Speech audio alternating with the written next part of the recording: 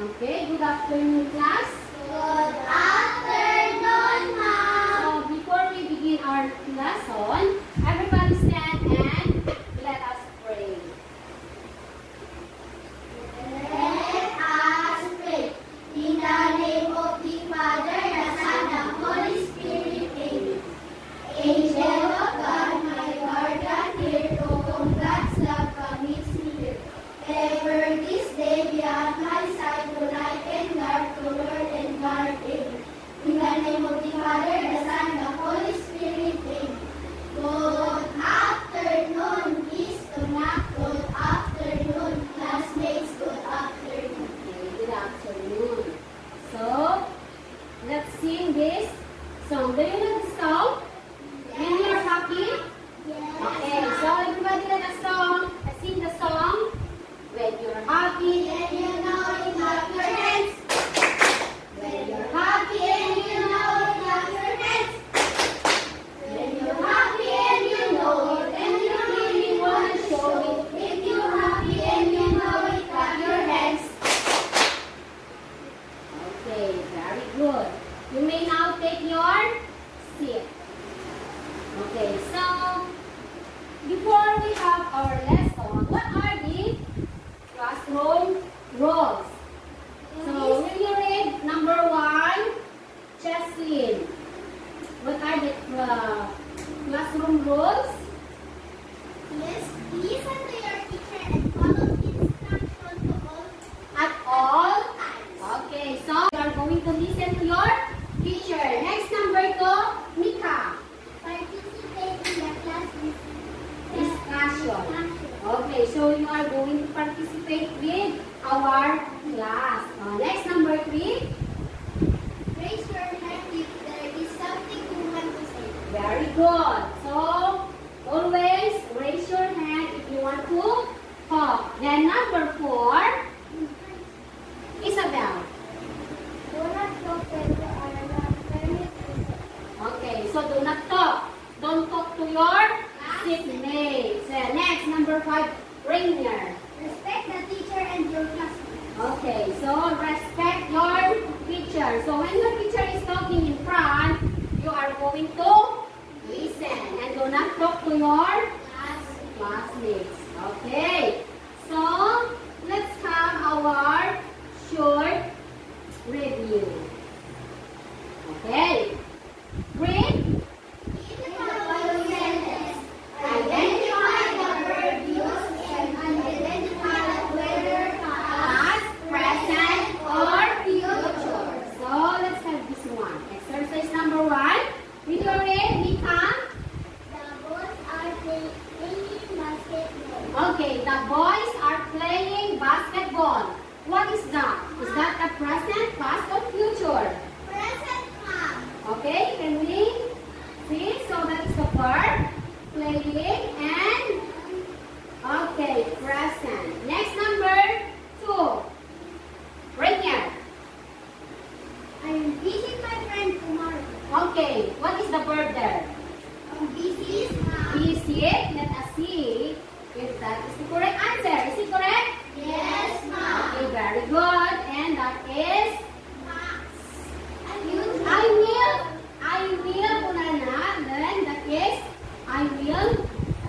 That is a future. Next. Yes. Watch a movie last night. We watched a movie last night.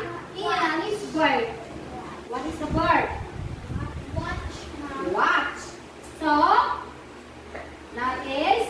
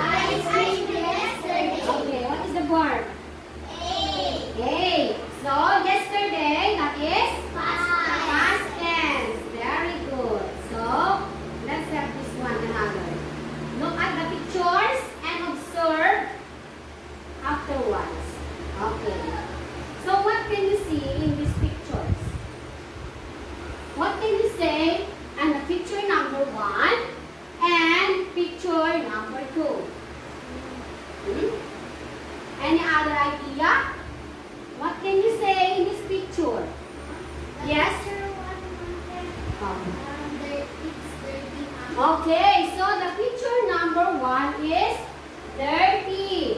Okay, dirty. Picture number 1 is dirty. While the picture number 2 It's clean. okay, clean. What else? What else? What can you say? What have you observed from the picture? Yes, Mika. What can you say about the picture?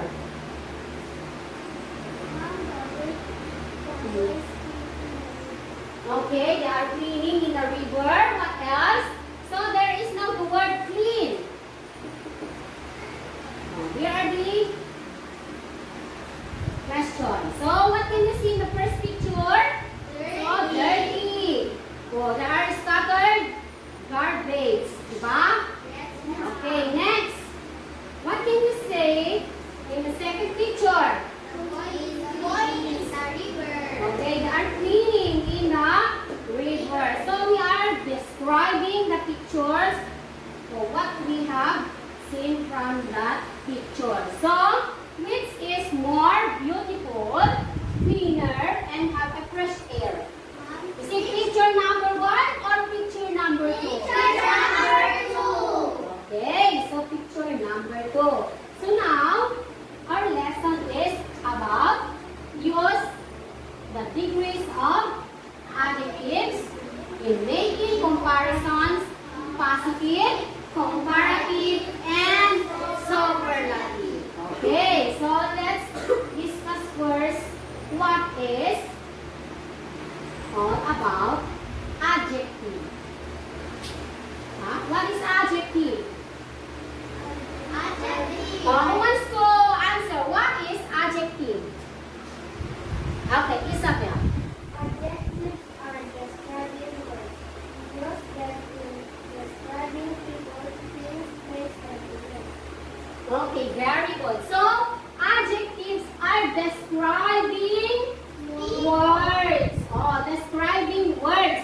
So, we use them to describe people, things, places, and events. Okay, so when ago, we described about the picture number 1 and picture number 2. Okay, so we have here example of words. Pretty. Will you read? Kind, white. Okay, another.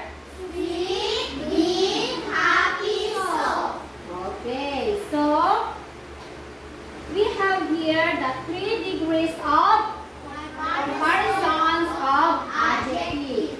First is the positive degree. So the meaning of positive degree is what? RR or reindeer. There is no comparison. There is no comparison. So you are not comparing anyone. So you are talking only one. So we just give describing words about a person, thing, place, or event. So I have here an example. Will you read Linsburg? Mara is beautiful. Okay, so what is the word there that you describe Mara? Yes, Jasmine. Beautiful, Mara. Very good. So, beautiful. So, only we are referring to only one. Who is Mara? So, Mara is beautiful. Very good. Next. The dog is big. Okay, what is the describing word used in that sentence? Mika. Big. Big. Is it correct? Yes. Yes. So, who is big? The The dog. dog. Correct. Okay, so you are talking to only One. one. Next. The basketball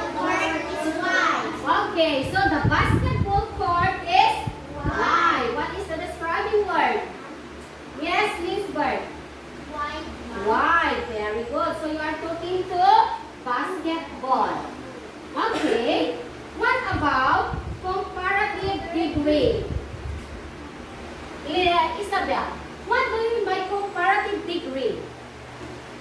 There are two persons, things, place, or events Being compared. compared. Okay, so you are comparing to, okay, we add ER. Or more to the describing word. Okay, so example, Fatima is, More beautiful than Mara. so you are now comparing to persons. So you are going to use more. So more beautiful. So Fatima is more beautiful than Mara. Okay, another. The cow is bigger than the dog. Okay, so the cow is bigger than the dog. So that is still now comparing to animals. Next. The rice field is wider than the basketball court. Okay, so what is wider than? The rice field or the basketball court? The rice field. Okay, the rice field is wider than the basketball court. Okay, so who wants to? Will you come here in front? So another. Okay, so we are comparing two. So who wants to give an example about Mika and Cheslin? Yes, please, Gord. Leslie is bigger than Mika. Okay, Cheslin is bigger than Mika, or Cheslin is taller than Mika. So we add, okay, you may now take your seat. We add ER. So if you are comparing two persons or animals or things, we are going to add ER or more. That is one. The word we are going to add. Can you follow? Yes or no? Yes, ma'am. Did you understand the lesson? Yes, Okay, ma'am. what about superlative degree? Yes, Mika. There are three or more persons, things, place, or events being Compare. We add EST or Most to the describing describing. word. Okay, so now in superlative degree, these are now the three or more persons, things, places, or events being compared. Okay, so we add EST or most. Yes.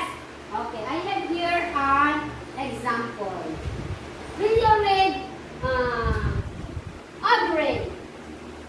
Listen is the most Beautiful among them. Very good. So, Christine is the most beautiful among them. So, what is the describing word? Yes, most beautiful. most beautiful. Why do we say most beautiful? Because there is Yes, and among them all, meaning among your classmates, you are the most beautiful. Christine is the most beautiful among them all. Yes? So you are comparing to all of them. So now, Christine is the most beautiful. Another. Yes, please, Bert. the elephant is the bigger of them. Is it bigger? Biggest among them all. Okay, the elephant is the biggest among them all. So, we add EST. Okay, another. Ringer. The sea is the widest among the three. Oh, widest among The the three. three. Okay. Now, may I call Lisbeth, Audrey, and Isabel. Let's compare them. Who wants to have a sentence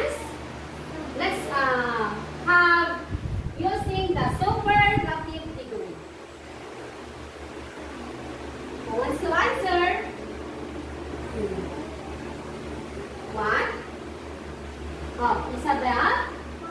Yes? Isabel is smaller than. Is it smaller? We are comparing the superlative degree. Oh. We are using EST. Isabel is the smallest railway and Okay? Smallest. You will use the word smallest. So, do not use the names of these children. Just say Isabel is the smallest or shortest among them all. Okay, what else? Heartbreaker. This particular is the tallest among them all. Okay, tallest. Oh, Sios, tallest. Sios, tallest. Very good. So, you may now take your seat. So, these are the comparative degree. So, the positive, comparative, and superlative. Okay, another example. We have here. Let us read the positive degree. Dirty, colorful, bright, Popular. neat, Okay, for the comparative degree, dirtier, more colorful, brighter, more popular. popular, nearer, What about the superlative? dirtiest, most colorful, brightest, most popular, nearest.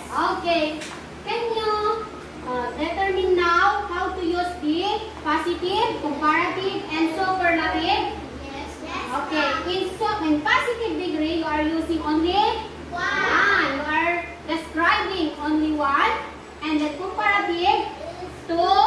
So, we add ER or more. Then, in superlative, we add most. Okay, correct. Okay, so let's have this one. Underline and describe the describing words used in a sentence. Who wants to come and select the describing words? Her hair is long. So what is the describing word used in number one? Mika. Okay, you can operate the laptop. Select what is the word. Just press.